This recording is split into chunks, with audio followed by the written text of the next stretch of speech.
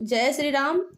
आज मैं आप सभी को वो कथा बताऊंगी जब भगवान राम केवट से नाव मांग रहे थे। मतलब राम और केवट का संवाद होगा आज इस कथा में।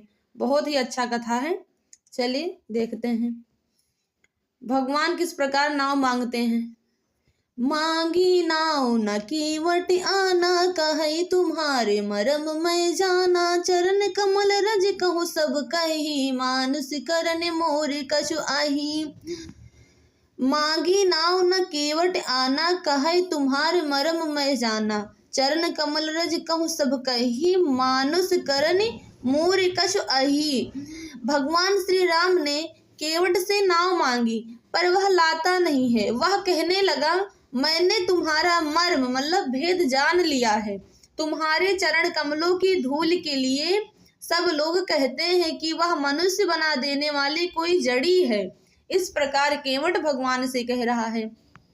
आगे कहता है, छुअत शिला भय नारी सुहाई, पाहन तेना काठ कठिनाई। तरन्यु मुनि घरनी होई जाई, बाट परई मोर नाव उड़ाई। छुअत शिला भय नारी सुहाई, पाहन तेना काठ कठिनाई। तरन्यु मुनि घरन्यु होई जाई, बाट परई मोर नाव उड़ाई। केवट कहता है भगवान से, जिसके छूते ही पत्थर की शिला सुंदर स्त्री हो गई। मेरी नाव तो काठ की है, काठ पत्थर से कठोर तो होता नहीं। मेरी नाव भी मुनि की स्त्री हो जाएगी और इस प्रकार मेरी नाव उड़ जाएगी। मैं लुट जाऊंगा अथवा रास्ता रुक जाएगा जिससे आप पार नहीं हो सकेंगे और मेरी रोजी मारी जाएगी। ऐसा कह रहा है केवट, मेरी कमाने खाने की राह ही मारी जाएगी। ऐसा भगवान से केवट कह रहा है। फिर आगे कहता है, यही प्रतिपालो सब परिवारो, नहीं जानो कछ और कबारो। जो प्रभु पारी अवसि गाचहूँ, मोहि पद पदुम पखारन कहूँ। केवट भगवान से कहता है, यही प्रतिपालो सब परिवारू, नहीं जानो कछ और कबारू। जो प्रभु पार अवश्य गाचहूँ, मोहि पद पदुम पखारन कहूँ। केवट भगवान से कहता है, मैं तो इसी नाव से सारे परिवार का पालन पोषण करता हूँ, दूसरा कोई धंधा नहीं जानता। हे प्रभु, यदि तुम अवश्य ही पार जाना चाहते हो तो मुझे पहले अपने चरण कमल पखारने के लिए कह दो। अब देखो, अब तो भगवान बहुत विवश हो गए। क्या कहता है फिर केवट, पद कमल धोई चढ़ाई, नाउ नाथ उतराई। चहो मोहि राम राउरियान, दशरथ सपथ सब साची कहूँ। बर तीर मारहूँ लखन पै, जब लगी न पाई पखारी हो। तब लगी न तुलसीदास, नाथ कृपाल पार उतारी हो। केवट कहता है, हे नाथ, मैं चरण कमल धोकर आप लोगों को नाव पर चढ़ा लूंगा। मैं आपसे कुछ उतराई नहीं चाहता। हे राम, मुझे आपकी दुहाई और दशरथ जी की सौगंध है। मैं सब सच सच कहता हूँ, लक्ष्मण भले ही मुझे तीर मारे, पर जब तक मैं पैर को धो पखार ना लूंगा तब तक हे तुलसीदास की नाथ, हे कृपाल, मैं पार नहीं उतारूंगा। ऐसा केवट भगवान से कह रहा है। अब भगवान तो बहुत परेशान हो गए।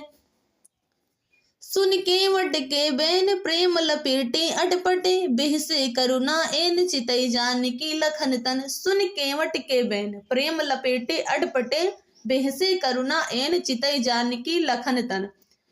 भगवान ने केवट के प्रेम लपेटे हुए अटपटे वचन सुनकर करुणा धाम श्री रामचंद्र जी, जानकी जी और लक्ष्मण जी की ओर देखकर हंसे।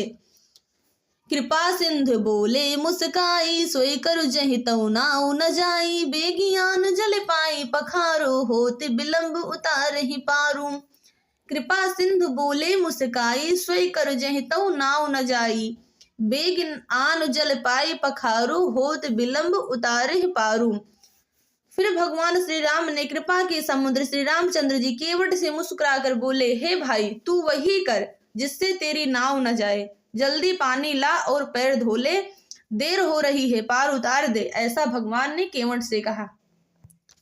जासु नाम सुमरति एक बारा, उतरहि नर भव सिंध अपारा। स्वयं कृपाल केवट ही निहोरा, जहि जग किए त्यों पगहु न थोरा। जास नाम सुमिरत एक बारा, उतरहि नर भव सिंध अपारा। सोई कृपाल केवटहि निहोरा, जेहि जग किए तेहु पगोहि ते थोरा। एक बार जिनका स्मरण करते ही मनुष्य अपार भवसागर के पार उतर जाते हैं, और जिन्होंने वामन अवतार में जगत को 3 पग से भी छोटा कर दिया था, 2 ही पग में त्रिलोक को नाप लिया था, वही कृपाल श्री रामचंद्र जी गंगा जी से पार उतरने के लिए केवट का निहोरा कर रहे हैं। अब आगे क्या होता है। पद नख निरख देव सरि हरिषि, सुन प्रभु बचन मोह मति करसि। केवट राम रजायुस पावा, पान कठौता भर ले आवा। पद नख निरख देव सरि हरिषि, सुनि प्रभु बचन मोह मति करसि।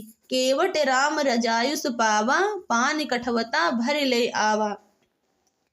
प्रभु के इन वचनों को सुनकर गंगा जी की बुद्धि मोह से खिंच गई थी कि ये साक्षात भगवान होकर भी पार उतरने के लिए केवट का निहोरा कैसे कर रहे हैं। परंतु समीप आने पर अपनी उत्पत्ति के स्थान पद नखों को देखते ही उन्हें पहचान कर देव नदी गंगा जी हर्षित हो गई। वह समझ गई कि भगवान नर लीला कर रहे हैं। इससे उनका मोह नष्ट हो गया और इन चरणों का स्पर्श प्राप्त करके मैं धन्य होऊंगी, यह विचार कर वह हर्षित हो गई। केवट श्री रामचंद्र जी की आज्ञा पाकर कठौते में भरकर जल ले आया। अति आनंद उमगी अनुरागा, चरण सरोज पखारन लागा। बरस सुमन सुर सकल सिहाई, यही सम पुण्य पुंज को नाही। अति आनंद उमगी अनुरागा, चरण सरोज पखारन लागा। बरस सुमन सुर सकल सिहाई, यही सम पुण्य पुंज को नाही। अत्यंत आनंद और प्रेम में उमग कर वह भगवान के चरण कमल धोने लगा। सब देवता फूल बरसाकर सिहाने लगे कि इसके समान पुण्य की राशि कोई नहीं है। जो भगवान का चरण पखारने को पा जाए, भगवान का चरण धुलने को मिल जाए, उससे बड़ा पुण्यात्मा कौन हो सकता है। इसी प्रकार बहुत भाग्यशाली था केवट जो भगवान के चरणों को पखार रहा था।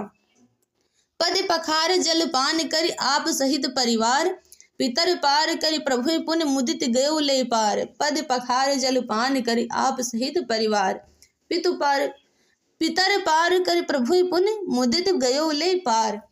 चरणों को धोकर और सारे परिवार सहित स्वयं उस जल चरणोदक को पीकर पहले उस महान पुण्य के द्वारा अपने पितरों को भवसागर से पार कर फिर आनंद पूर्वक प्रभु श्री रामचंद्र जी को गंगा जी के पार ले गया केवट।